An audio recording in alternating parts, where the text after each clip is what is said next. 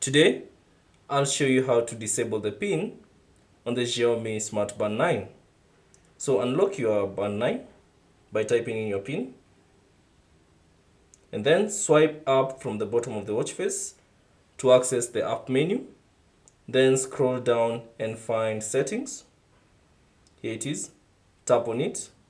Then within the settings menu, scroll down and find pin. Select that and then you'll see the option turn off pin. Tap on that and then type in the pin that you'd like, or rather the pin that you're using, and then you'll see a notification pin has been turned off successfully.